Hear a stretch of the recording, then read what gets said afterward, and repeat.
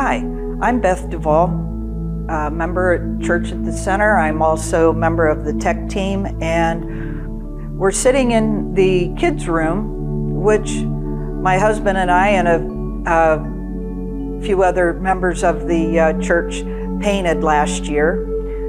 And with that painting came a lot of changes that in my husband and I's life. I had been working in the medical field since 1999, doing work with insurance.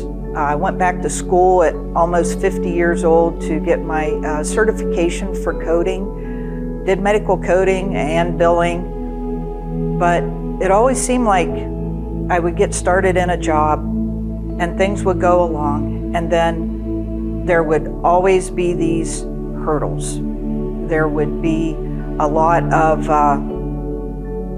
strife, complications, and eventually I just couldn't take it anymore and I would move on. Well, when I was at Alliance Hospital, I came across a verse that I cut out and I kept it on my computer, and it's Jeremiah 11. For I know the plans I have for you, declares the Lord, plans to prosper and not harm you, plans to give you hope and a future.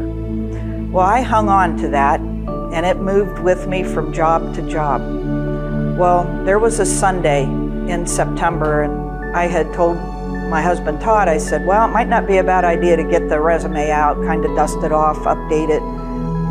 I was at work on the next day, which was that Monday, and I got a text message from Todd with a screenshot of a Facebook post, and it said, I would like to talk to somebody that has health insurance experience. You know, I'm trying to work, and I have this message going through my head every 2 or 3 seconds, make that phone call, make that phone call.